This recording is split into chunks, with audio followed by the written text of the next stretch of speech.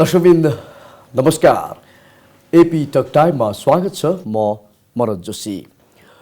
ऊर्जा क्षेत्रलाई व्यवस्थित र नियमन गर्ने उद्देश्यले विद्युत नियमन आयोग महत्त्वपूर्ण निकायको रूपमा मानिएको छ। उपभोक्ताका हक हित संरक्षण गर्न, विद्युत बजारलाई प्रतिस्पर्धात्मक बनाउन तथा विद्युत सेवालाई भरपर्दो सर्वसुलभ बनाउने भन्ने कुरा हुँदाहुँदै पनि कता कता उत्पादनको हिसाबमा हाम्रो देशमा बिजुली महसुल अझै पनि महँगो भएको गुनासोलाई हामी नकार्न सकिँदैन र यी कुराहरूलाई सम्बन्धित निकायले अझै पनि सम्बोधन गर्न नसकेको हो कि भन्ने प्रश्नहरू पनि उठेका छन्। कारण लगानीकर्ताले बढी घाटा देखाएर नाफा कमाउने प्रवृत्तिको अहिले पनि अन्त्य हुन सकेको छैन। यता पछिल्लो अवस्थामा आयोगले सबैलाई चकित पार्दै विद्युत महसुल घटाउने निर्णय गरेको छ। विद्युत महसुलमा समायोजन हुन्छ, त्यसपछि विद्युत महँगो हुँदैछ भन्ने कुरालाई गलत प्रमाणित गर्दै महसुल घटाइएको हो। कतै यो महसुल अहिले घटाउने र केही महिना अथवा केही समयपछि बढाउने त होइन भन्ने प्रश्न पनि उब्जिएका छन्। आखिर विद्युत नियमन आयोगले विद्युतको महसुल घटाउने निर्णय किन र कसरी गर्यो, यो सम्भव कसरी भयो, यस सम्बन्धी थुप्रै कुरा जोड्नेछौँ। हामीसँग हुनुहुन्छ डाक्टर रामप्रसाद धिताल, उहाँ विद्युत नियमन आयोगका सदस्य तथा प्रवक्ता पनि हुनुहुन्छ। स्वागत छ सर यहाँलाई। हस्, धन्यवाद। कस्तो छ, आराम हुनुहुन्छ? ठिक छ।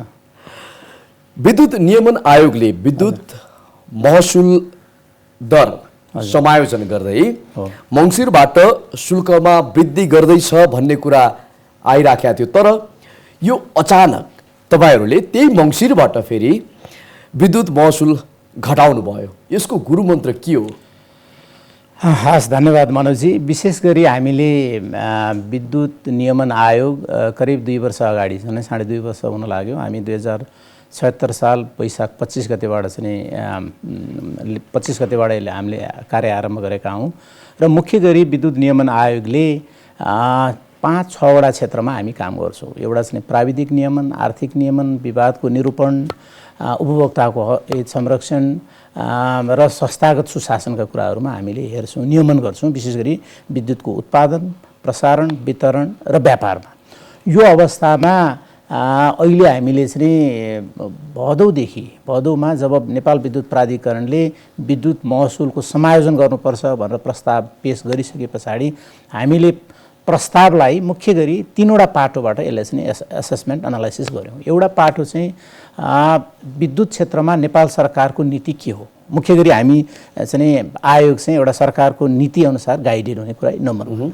दोस्रो कुरो चाहिँ सेवा प्रदायक नेपाल विद्युत प्राधिकरणको वित्तीय अवस्था, महसुलका कारणले प्राधिकरणको वित्तीय अवस्थामा चाहिँ कमजोर नहोस् भन्ने मुख्य हाम्रो चाहिँ त्यो किन पनि जरुरी भयो भने प्राधिकरणको वित्तीय अवस्था कमजोर हुँदाखेरि चाहिँ फेरि अरू लगानीकर्ताहरू जुन जलविद्युतको क्षेत्रमा अथवा ऊर्जा क्षेत्रमा लगानी गर्ने लगानीकर्ताहरूको पनि लगानीको सुनिश्चितता पनि एउटा महत्त्वपूर्ण पाटो थियो। अब त्यो हुँदाहुँदै तेस्रो पाटो चाहिँ के हो भने आम सर्वसाधारणको उपभोक्ताको चाहिँ हितलाई हामीले कसरी चाहिँ सुरक्षा गर्ने, उहाँको अधिकारलाई चाहिँ कसरी चाहिँ विद्युतको चाहिँ नियमनमा विशेष गरी उत्पादन, प्रसारण, वितरण र व्यापारमा नियमन गरिरहँदाखेरि उपभोक्ताको अधिकारलाई सुनिश्चित गर्ने एउटा उपभोक्ताको माग के छ यो समयमा यहाँहरूले अध्ययन अनुसार नै यो महसुल दर घटाउनु। त्यो गरिरहँदाखेरि म अलिकति यहाँ थोरै तपाईँलाई जानकारी पनि गर्न चाहन्छु। यसले चाहिँ त्यो गरिरहँदाखेरि चाहिँ मैले अघि पनि भने प्राधिकरणको वित्तीय अवस्था हामीले हेर्नुपर्छ। महसुल निर्धारण गर्दाखेरि सेवामा महसुलको अथवा भनौँ विद्युतको सेवा प्रदान गरिरहँदाखेरि त्यो सेवाको लागत कति हो, हैन? सेवाको लागत भएपछि मात्रै त्यस पछाडि त्यो लागतलाई रिकभर गर्ने चाहिँ नि महसुल चाहिँ उपभोक्ताबाट उठाउने हो। त्यसो भएको हुनाले हामीले हेर्ने चाहिँ सेवाको लागत, त्यसलाई अझ अलिकति यो चाहिँ वैज्ञानिक रूपमा अथवा यो चाहिँ इन्जिनियरिङ टर्ममा हेर्दाखेरि कस्ट अफ सर्भिस, सेवाको लागत प्लस कस्ट प्लस एप्रोचमा हामीले हेऱ्यौँ। त्यो प्लस भनेको चाहिँ के हो भने विद्युत प्राधिकरण एउटा कर्पोरेट संस्थाको रूपमा सरकारले सोचिरहेको अवस्थामा ऊ चाहिँ एकदमै दह्रो हुनु पर्यो, उसका चाहिँ तपाईँको कर्मचारीहरू मोटिभेट हुनु पर्यो, उसले दिने सेवा गुणस्तरीय हुनु पर्यो, भरपर्दो हुनु पर्यो, नियमित हुनु पर्यो। यो चिजलाई चाहिँ गर्नलाई चाहिँ एउटा चाहिँ नेपाल विद्युत प्राधिकरणले गरेका लगानी अथवा नेपाल सरकारले गरेको लगानी चाहिँ प्रतिफल आम उपभोक्ताको जानै पर्यो र साथसाथै सेवा प्रदायककोमा पनि जानु पर्यो। त्यसो भएको हुनाले सेवाको लागत र लागतको प्रतिफल हैन, सेवाको लागत एउटा पाटो भयो भने लागतको प्रतिफललाई चाहिँ हामीले प्राधिकरणसँग को चाहिँ भनौँ न फाइनेन्सियल उहाँको वित्तीय अवस्था सुदृढीकरण हिसाबले हामीले त्यो सोच्यौँ। त्यो सोचिरहँदाखेरि अब कसरी तपाईँहरू चाहिँ यो चाहिँ लागतलाई हेर्नुभयो भन्ने कुरो अर्को एउटा प्रश्न आधार र व्यवस्थापन कसरी गर्नुभयो? हो, त्यो म भन्दै थिएँ। हामीले आधार भनेको चाहिँ अनि गत 3 वर्षको उहाँहरूको गत वर्ष पनि हामीले चाहिँ मूल्य समायोजन गरेका थियौँ। त्यसो भएको हुनाले हामीलाई एउटा बेसिस त्यो थियो र साथसाथै प्राधिकरणको गत 3 वर्ष 4 वर्षदेखिको हामीले वित्तीय व्यवस्थालाई चाहिँ एकदम नजिकबाट हेरेका थियौँ, उहाँहरूको अडिट रिपोर्ट हेरेका थियौँ। प्राधिकरण अहिले चाहिँ भनौँ न सुधारोन्मुख अवस्थामा छ। 5-7 वर्षको हाम्रो 4-5 वर्षको हेर्नु हो भनेदेखि प्राधिकरणको व्यवस्थापन, प्राधिकरणको कर्मचारी सबैले चाहिँ ऊर्जा क्षेत्रलाई राम्रो हिसाबले अगाडि ड्राइभ गरिरहेको अवस्था। त्यो अवस्थामा उहाँहरूले चाहिँ 3 वर्षको चाहिँ कस्ट उहाँहरूको अडिटलाई हामीले अडिट रिपोर्टलाई हामीले विशेष अध्ययन गऱ्यौँ। त्यो गरिसके पछाडि मुख्य गरी हामीले हेर्ने चाहिँ भनेको महसुलको निर्देशक सिद्धान्त चाहिँ हामीले लिएको चाहिँ वार्षिक खर्च हैन, वार्षिक तपाईँको चाहिँ आम्दानी कति हुन्छ, त्यसपछि जायज खर्च कति छ र त्यसको साथसाथै अन्य आम्दानीहरू के छन् र लागतको प्रतिफल कति दिने हैन, हामीले त्यसरी हेर्छौँ। त्यो हेरिरहँदाखेरि अहिले मैले भने वार्षिक रूपमा एनुअल रेभेन्यू कति चाहिन्छ त्यसलाई जायज रूपमा हामीले प्रुडेन्टली हामीले त्यसलाई भेरिफाई गर्छौँ र त्यस पछाडि अर्को एउटा पाटो भनेको चाहिँ उत्पादनमा, प्रसारणमा, वितरणमा, व्यापारमा, कर्मचारी चाहिँ तपाईँको अपरेसनमा त्यसको चाहिँ फङ्सनलाइज गर्छौँ। त्यसमा कुन कुन क्षेत्रमा कति कस्ट लाग्छ त्यो लागिसकेपछि त्यसलाई हामीले अनि क्याटेगोराइज गर्छौँ। क्याटेगोराइज भनेको चाहिँ विशेष गरी सेवा दिँदाखेरि 3 हिसाबले हेर्नु पर्यो। एउटा चाहिँ क्षमताको हिसाबमा क्यापासिटी भन्छौँ, अर्को चाहिँ उपभोक्ताले दिने सर्भिस भनौँ न, तपाईँ कहाँ चाहिँ मिटर रिडिङ गर्न जाला हैन, नो लाइटमा चाहिँ काम गर्ला, भोलि लाइन गयो भनेदेखि अथवा कसैले लाइन चोर्यो भनेदेखि त्यसमा मोनिटरिङ अनुगमन गर्नु पर्यो, त्यसको खर्च। र त्यस पछाडि चाहिँ अर्को खर्च भनेको चाहिँ ऊर्जा चाहिँ खपतको खर्च भनेपछि ऊर्जा कस्ट, इनर्जी कस्ट, त्यस पछाडि डिमान्ड कस्ट र कन्ज्युमर सर्भिस चाहिँ उपभोक्ताको सेवा कस्ट। यो मापदण्डहरू परे हो, यी मापदण्डको आधारमा हामीले निकाल्छौँ। म भन्दैछु त्यहाँ त्यस पछाडि यी मापदण्डहरू, ती मापदण्डहरूलाई हामीले 2 भागमा क्लब गऱ्यौँ हैन। एउटा चाहिँ ऊर्जा खपत, तपाईँले जति धेरै जति खपत गर्नुहुन्छ त्यो खपतसँग हामीले युनिटसँग उसको चाहिँ दर निकाल्यौँ। अर्को भनेको चाहिँ त्यो डिमान्ड र उपभोक्ताको सेवालाई चाहिँ हामीले क्लब गऱ्यौँ। त्यो क्लब गर्दाखेरि ग्राहस्थ वर्गको हकमा ग्राहस्थ उपभोक्ता सेवाको रूपमा दियौँ भनेदेखि अलिकति चाहिँ ठुला 11 केबी भन्दा माथिका हकमा चाहिँ हामीले फेरि क्यापासिटीलाई जोड दियौँ, डिमान्डलाई दियो। त्यो दुईटालाई अहिले चाहिँ क्लब गरी के अरे सेग्रिगेट गरिसकेपछि एउटा न्यूनतम शुल्क भनेर अथवा त्यसलाई उपभोक्ताको सेवा शुल्क भन्नु पनि सकिन्छ ग्राहस्थ वर्गमा, माथि गएपछि त्यसलाई चाहिँ डिमान्ड शुल्क भन्न सकियो औद्योगिक वर्गमा। र ऊर्जा इनर्जी शुल्क त फेरि भनौँ न त्यो चाहिँ खपतको आधारमा बढ्ने भयो। त्यो न्यूनतम शुल्क र डिमान्ड शुल्क चाहिँ तपाईँको फिक्स भयो, तर ऊर्जा शुल्क चाहिँ ऊर्जा चाहिँ खपत चाहिँ तपाईँको त्यो चाहिँ खपतमा आधारित हुने भयो। अब त्यो गरिसकेपछि मलाई चाहिने जस्तो प्राधिकरणको हाम्रो यो अब आगामी वर्षको लागि प्रक्षेपण उहाँहरूको कति छ भने झन्डै 96 अरब जतिको उहाँहरूको प्रक्षेपण थियो। मलाई यति चाहिँ मेरो आम्दानी हुन्छ। त्यसै गरी अब हामीले त्यो आम्दानीलाई चाहिँ प्रुडेन्टली भेरिफाई गऱ्यौँ र मेरो वार्षिक खर्च चाहिँ झन्डै उहाँहरूले चाहिँ भनौँ न 79 अरब जति चाहिँ मेरो खर्च हुन्छ है भन्ने उहाँहरूको आम्दानी के अरे प्रक्षेपण थियो। त्यो प्रक्षेपणलाई हामीले मैले अहिले भनेको प्यारामिटरहरूलाई हामीले हेरिरहँदाखेरि चाहिँ हाम्रो चाहिँ असेसमेन्टले के भन्यो होइन 95 अरब जतिको चाहिँ खर्चले प्राधिकरणको चाहिँ सेवा प्रवाहलाई पनि असर गर्दैन, प्राधिकरणको प्रतिफललाई पनि हामीले एस्योर गर्छौँ र साथसाथै तपाईँको चाहिँ उहाँहरूको नेपाल सरकारले जुन सोचेको छ सबैको घरमा भरपर्दो नियमित बिजुली पुर्याउने, त्यो पुर्याउने सरकारको नीतिलाई पनि त्यसले सार्थक बनाउन सक्छ। त्यसो भएपछि चाहिने वार्षिक आम्दानी कति हो त त्यो हेर्नलाई हामीले चाहिँ त्यो अघि भनेको जायज खर्च निकाल्यौँ। त्यस पछाडि अन्य आम्दानी घटायौँ, जस्तो नेपाल विद्युत प्राधिकरणको झन्डै 10 अरब बराबरको चाहिँ अन्य आम्दानी छ हैन। त्यो आम्दानी घटाएपछि त्यसमा प्रतिफल जोड्यौँ हैन। त्यो जोड्दाखेरि अहिले वार्षिक रूपमा उहाँहरूलाई आवश्यक चाहिँ झन्डै 85 अरब चाहिने भयो। अनि त्यो 85 अरबलाई उहाँहरूले 4 वर्षको चाहिँ कर्पोरेट डेभलपमेन्ट प्लानमा वार्षिक रूपमा झन्डै 1 खरबको उहाँहरूको इन्भेस्टमेन्टको एउटा मोडल छ। त्यो मध्ये हामीले अहिले असेसमेन्ट हेर्दाखेरि 85 अरब जतिको चाहिँ त्यो चाहिँ जायज चाहिँ एनुअल रेभेन्यू चाहिँ चाहिन्छ उहाँहरूलाई भन्ने भयो। अब त्यो 85 अरब चाहिँ अघि मैले भने जस्तो ऊर्जा विद्युतको दरबाट, ऊर्जा दरबाट, त्यसै गरी डिमान्ड शुल्कबाट, त्यसै गरी कन्ज्युमर उपभोक्ता सेवाबाट उपभोक्तालाई चाहिँ विशेष यहाँले भनिदिनुहोस् कि बुदागत रूपमा सहज तरिकाले बुझाइदिनुहोस् हाम्रा आम टेलिभिजन हेरेर बसेका दर्शकलाई, उपभोक्तालाई, प्रत्येक व्यक्तिलाई चाहिँ यसबाट फाइदा चाहिँ के छ? हो, यसले उपभोक्तालाई अहिले हामीले अहिलेसम्म नै झनै 9वटा वर्ग थियो। ग्राहस्थ वर्गमा चाहिँ 9वटा वर्ग भनेको 0 देखि 10, 11 देखि 20, 21 देखि 30 हैन, 31 देखि 50 यसरी चाहिँ 9वटा वर्ग थियो।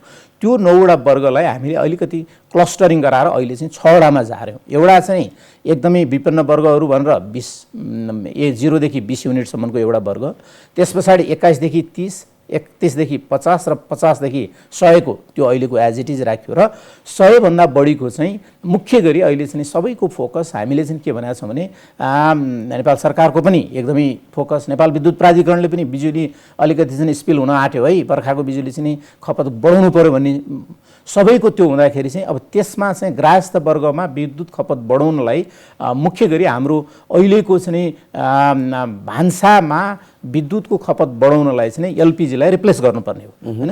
त्यो एलपिजीलाई कसले रिप्लेस गर्छ भने विद्युतीय उपकरणहरूले रिप्लेस गर्नुपर्ने। त्यो विद्युतीय उपकरणको लागि चाहिँ 15 एम्पियर अथवा 30 एम्पियर अथवा 60 एम्पियरका चाहिँ ग्राहकहरू हुन्छन्, उपभोक्ताहरू हुन्छन्, उहाँहरूलाई चाहिँ अलिकति सपोर्ट गरिदिनु पर्यो, जसले गर्दाखेरि मूल्य अलिकति घट्नासाथ तपाईको चाहिँ खपत बढ्छ भन्ने यो आर्थिक सिद्धान्त पनि भएको हुनाले त्यो डिरेक्सनमा जानको लागि इन्डक्सन कुकर जस्तो एउटा एलपिजी सिलिन्डरले झन्नै तपाईको 110 देखि 120-30 युनिट त्यो तपाईको चाहिँ चुलोको चाहिँ इफिसियन्सीमा भर पर्ने भयो, त्यतिलाई रिप्लेस गर्छ भनेपछि त्यो एलपिजीलाई रिप्लेस गर्नलाई चाहिँ 100 युनिट भन्दा माथिको वर्ग जसले चाहिँ 100 युनिट भन्दा बढी खपत गर्न सक्छ त्यो वर्गलाई चाहिँ अहिलेको विद्यमान चाहिँ ऊर्जा रेटमा दरमा त्यसमा चाहिँ हामीले त्यो झन्नै 50 पैसा माथिल्लो के अरे 150 देखि 250 सम्मको लागि र 400 भन्दा माथिको हकमा 1 रुपैयाँ त्यो घटायौँ। पुरानो ट्रेन्ड चाहिँ के थियो भनेदेखि जसले जति खपत गर्छ त्यति पैसा बढी तिर्थ्यो भन्न खोजेको के भने हामी चाहिँ एकदम लोड सेडिङको मारमा थियौँ, त्यसो भएन खपतलाई डिस्करेज गर्थ्यौँ हैन, धेरै खपत नगर किनभने उत्पादन धेरै छैन भन्थ्यौँ हामी पहिला चाहिँ।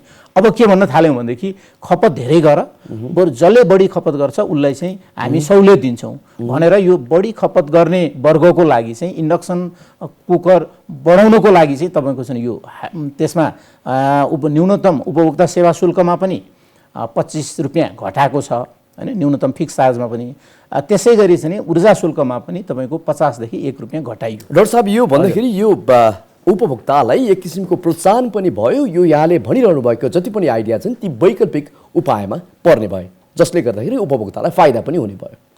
अब यसलाई चाहिँ हामीले मेन स्ट्रिममै हाम्रो अप्सन हो, हामीले चाहिँ आयातित ऊर्जालाई कहीँ न कहीँबाट प्रतिस्थापन गर्नै पर्यो। आयातित ऊर्जा भनेको एलपिजी नै हो, हामी इन्डियाबाट चाहिँ इम्पोर्ट गर्छौँ। हाम्रो घरमा एकदमै दूर दराजमा पनि डोकोमा सिलिन्डर बोकेर हामी चाहिँ तपाईको भान्सामा त्यो ऊर्जा पुर्याएका छौँ। अब त्यसलाई प्रतिस्थापन गर्ने भनेको त हाम्रै चाहिँ तपाईको खोला नालाबाट निक्लेको बिजुली जुन बिजुली चाहिँ एकदमै हरित ऊर्जाको रूपमा पनि प्रख्यात छ, हाम्रा चाहिँ तपाईको चाहिँ आफ्नै भनौँ न उत्पादनले त्यसलाई चाहिँ प्रतिस्थापन गरौँ भने ब्यालेन्स अफ पेमेन्टमा राष्ट्रिय अर्थतन्त्रमा त्यसले सपोर्ट गर्ने हो एकातिर भने, अर्कोतिर जुन चाहिँ हामी अहिले पनि झन्नै 30% बिजुली इन्डियाबाट इम्पोर्ट गरिरहेको अवस्थामा यसलाई पनि हामीले चाहिँ रिप्लेस गर्नलाई सपोर्ट गर्ने हो। त्यसकारणले यो चाहिँ एउटा महत्त्वपूर्ण कदम हो।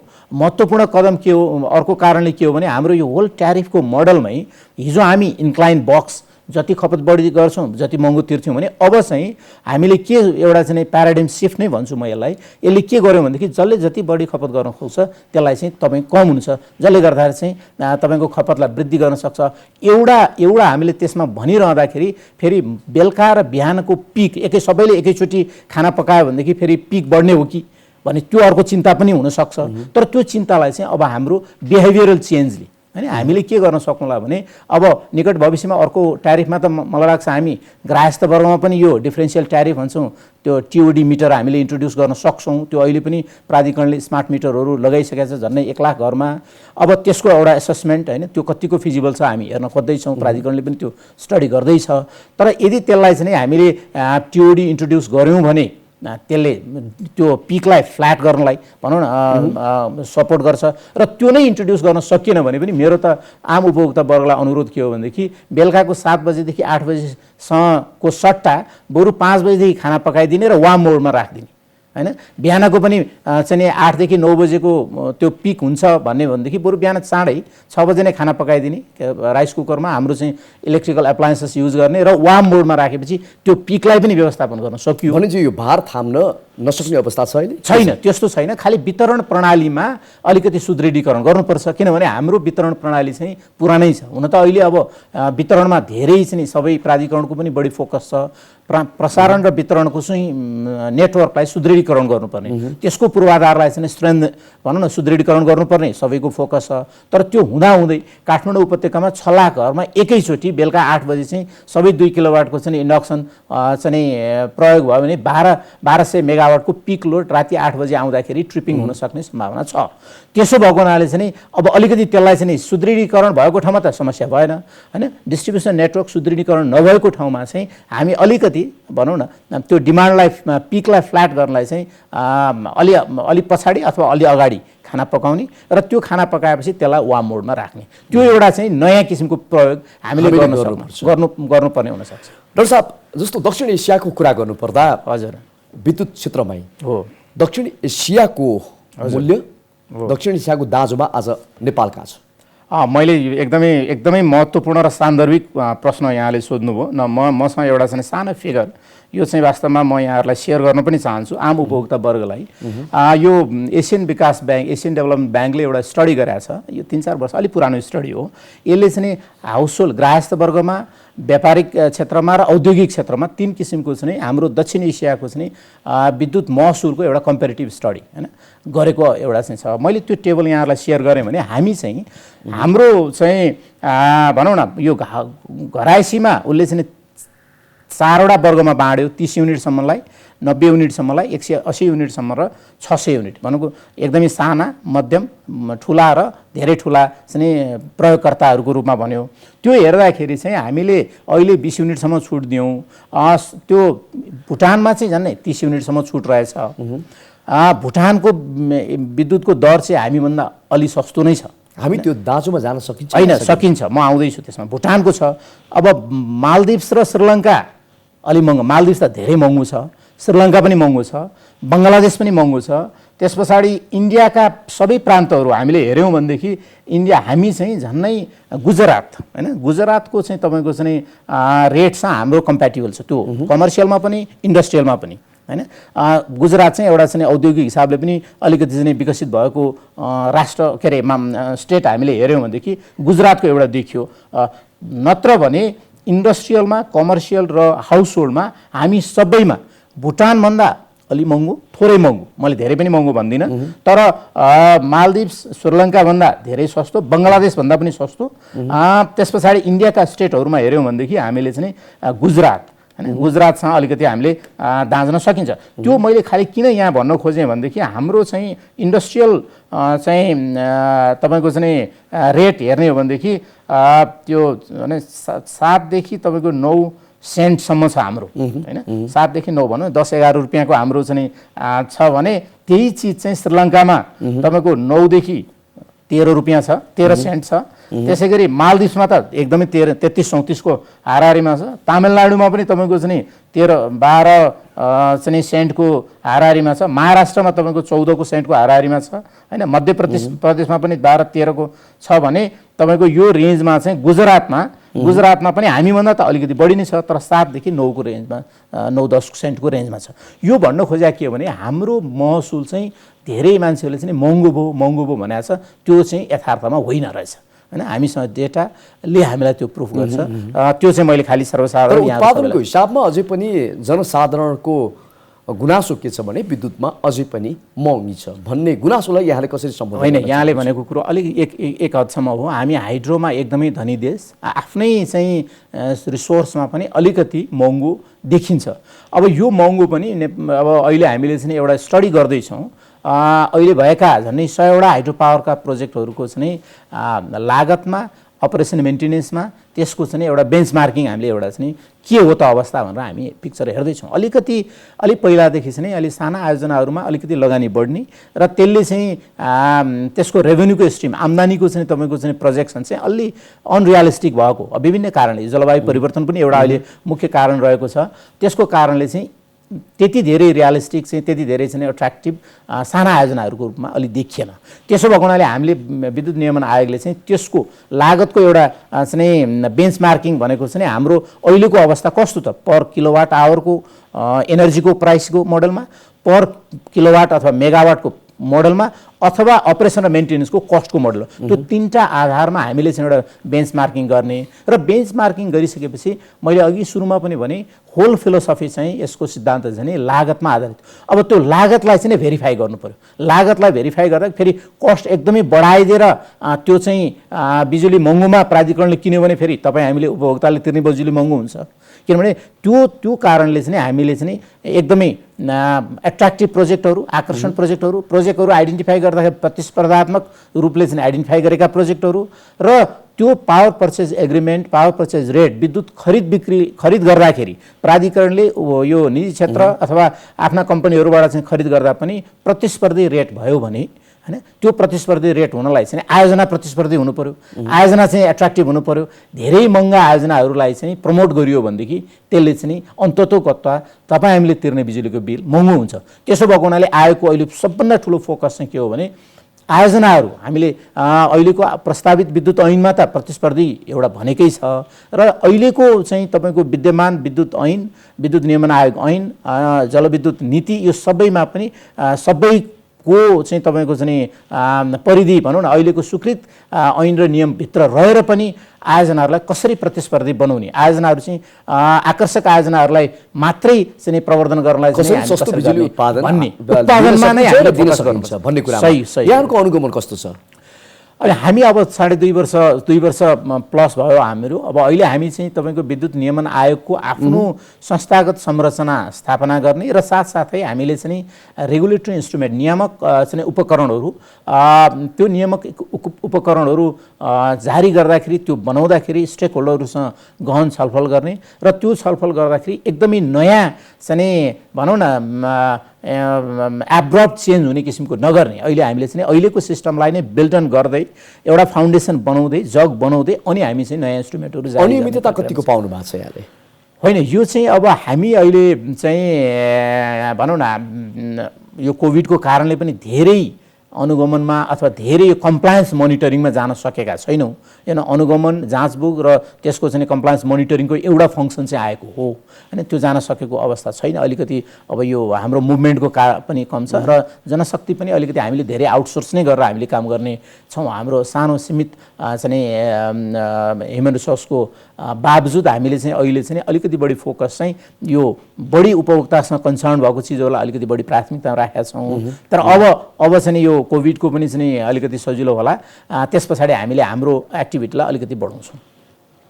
जस्तो यहाँले अब विद्युत मूल्य समायोजन गर्दै बढ्छ भनेको ठाउँमा अचानक यो महसुल घटाइदिनु भएको छ। यो आम उपभोक्ताको लागि, आम नागरिकको लागि यो खुसीको खबर पनि हो र यसले गर्दाखेरि ट्यारिफ वित्तीय कुराहरूमा असर पर्न जान्छ कि जाँदैन? हो, यो कुरो एकदमै सही हो। हामीले अब यसलाई महसुल घटाएको अथवा महसुल चाहिँ तपाईँको बढाएको भन्नुभन्दा पनि मैले अघि पनि भने म फेरि पनि जोड दिन चाहन्छु, यो चाहिँ महसुल समायोजन गरिएको, समायोजन गर्दाखेरि त्यसका निश्चित मापदण्डहरूको आधारमा मात्रै हामीले यी चिजहरू चाहिँ सेवा राम्रो चाहिँ दिनलाई कहिलेकाहीँ महँगो चाहिँ पैसा पनि तिर्नुपर्ने हुनसक्छ, त्यो दिनु जरुरी छ। तर हामी कहाँ के हो भने 2-3टा कारणले, एउटा चाहिँ एनइएको मैले चाहिँ गर्वका साथ भन्न पनि पर्छ, व्यवस्थापनले एनइएको टिमले राम्रो काम गर्यो, राम्रो गरिसके पछाडि चाहिँ तपाईँको कस्टहरू अप्टिमाइज गर्न सक्यो, एउटा पार्ट हो त्यो। दोस्रो चाहिँ एनइए नेपाल सरकारको एउटा चाहिँ 100% ओन्ड कम्पनी भएको हुनाले त्यसमा सरकारको दायित्व पनि छ हैन। त्यसो भएको हुनाले सामाजिक उत्तरदायित्वलाई कायम गर्नलाई चाहिँ तपाईँको यो अलिकति गरिब तथा न्यून वर्गलाई चाहिँ तपाईँको चाहिँ सपोर्ट गर्ने कुरा हो। अब तेस्रो कुरो भनेको चाहिँ मैले अघि पनि दोहोऱ्याएर भने अब हामीले एफिसियन्सी इम्प्रुभमेन्ट गऱ्यौँ भनेदेखि चाहिँ सस्तो पर्न सक्छ। त्यसमाथि अहिले सिजनल ट्यारिफ, यहाँ अहिले हामीले एउटा चाहिँ इन्ट्रोड्युस गर्न खोजेको, बर्खामा हामी स्पेल हुन्छ भनिरहँदाखेरि बर्खाको बिजुली अलि सस्तोमा हामीले चाहिँ उद्योगीहरूलाई अलि सस्तो यो चाहिँ ग्राहकहरूलाई पठाउन सक्यौँ भने खपत बढाउन सकिन्छ। र त्यो खपत बढाउने भनेको चाहिँ हाम्रो स्मल मिडियम लार्ज इन्टरप्राइजहरू उद्योगहरूलाई चाहिँ स्थापना गरिसक्यो भने यहीँ रोजगारी सृजना गर्न सकिन्छ र यसले चाहिँ हाम्रो आत्मनिर्भर अर्थतन्त्र बनाउनको लागि पनि सपोर्ट गर्न सक्छ। डाक्टर साहब, हाम्रो अब अलिकति समय कम छ। अब यो महसुल अहिले समायोजन यहाँले गर्नुभयो र केही सहुलियत आम नागरिकले पाउने भएका छन्। हो, यो निरन्तरता हुन्छ कि हुँदैन भन्ने प्रश्न पनि उठेका छन्, के हुन्छ? होइन, यो निरन्तरता अझै घटाउनुहुन्छ? होइन, यसलाई म आयोगमा हामीले विद्युत घटाउने र बढाउने भन्नुभन्दा पनि म फेरि पनि जोड दिन चाहन्छु, फेरि पनि समायोजन हुन्छ। होइन, फेरि पनि म त्यो के भन्छ भने हाम्रो लागतसँग त्यसलाई चाहिँ समायोजन हुन्छ। हामीले अप्टिमाइज गऱ्यौँ, प्रोजेक्टहरू आइडेन्टिफाई राम्रो गऱ्यौँ, हाम्रो चाहिँ तपाईँको खर्च कम गऱ्यौँ होइन, त्यस पछाडि आयोजनाहरूबाट किनेको बिजुली सस्तोमा किन्यौँ भने निश्चय नै यो सस्तो हुँदै जान्छ। दोस्रो कुरो चाहिँ हाम्रो एफिसियन्सी अब कमजोर भयो, लस बढ्यो भने त फेरि चाहिँ त्यो मार त फेरि उपभोक्तामा पर्ने भयो नि। त्यसो भएको हुनाले अब चाहिँ हामीले चाहिँ मिल्ने समायोजन गरिरहँदाखेरि यदि नेपाल सरकारको नीतिको कारणले यदि सरकारले चाहिँ कुनै सेक्सनलाई एकदमै अहिले पनि यो सिँचाइ वर्गमा तपाईँको चाहिँ हामीले यो कृषि उत्पादनसँग जोड्नु खोजेकै हो होइन, सरकारको नीति नै त्यसमा चाहिँ प्रष्ट आयो। अब त्यो आइँदाखेरि चाहिँ बहुद्देशीय आयोजनाहरू, सिँचाइका बहुद्देशीय आयोजनाहरू जसले चाहिँ विद्युत उत्पादन गर्छन् भने ती विद्युत उत्पादन त सस्तोमा जान्छन्। ती विद्युत उत्पादन सस्तो भएपछि राष्ट्रिय प्रणालीमा त्यो जोडियो भनेदेखि त फेरि किसानले त त्यसको डिभिडेन्ड पाउने भयो नि। त्यसो भएको हुनाले हामीले चाहिँ आयोजनाहरूलाई चाहिँ बहुद्देशीय बनाउने, आयोजनाहरू प्रतिस्पर्धी बनाउने र हाम्रो म्यानेजमेन्ट, हाम्रो चाहिँ तपाईँको अपरेसनलाई चाहिँ चुस्त दुरुस्त बनाइयो र अहिले चाहिँ नेपाल विद्युत प्राधिकरणले चाहिँ डिजिटल चाहिँ एनइएको जुन परिकल्पना गरेको छ, जब हामीले डिजिटल एनइएको इन्ट्रोड्युस गऱ्यौँ भने त हाम्रो अनुगमन खर्च, हाम्रो चाहिँ तपाईँको चाहिँ सञ्चालन खर्च त भनौँ न अप्टिमाइज हुन्छ। त्यसो हुँदाखेरि त्यसको डिभिडेन्ड त प्राधिकरणले पनि पाउनु पर्यो र उपभोक्ताले पनि पाउनु पर्यो। डाक्टर साहब, एउटै लाइनमा सकाइदिनुहोस्, विद्युत नियमन आयोग र विद्युत प्राधिकरणको सम्बन्ध बिग्रिएको होइन? यो चाहिँ दुईटा हिसाबले होइन, विद्युत प्राधिकरण सेवा प्रदायको सेवा उसले चाहिँ राम्रो दिनै पर्यो र विद्युत नियमन आयोग भनेको चाहिँ नियामक निकाय हो। अब नियामक निकायले चाहिँ उपभोक्ताले सही सेवा पाए कि पाएनन्, उपभोक्ताले चाहिँ आफूले तिरेको बिजुलीको मूल्य बराबरको सुविधा पाए कि पाएनन्, त्यस पछाडि त्यसको चाहिँ एउटा रेखदेख गर्ने काम केही समय पहिला यहाँहरूले जुन अरबौँ रुपियाँको जलविद्युत आयोजनाहरू पनि पिपिए गरेर आइसकेपछि पनि यहाँहरूले चाहिँ त्यो निर्णयलाई चाहिँ क्यान्सल गरिदिनु भयो भन्ने कुराहरू आएको थियो।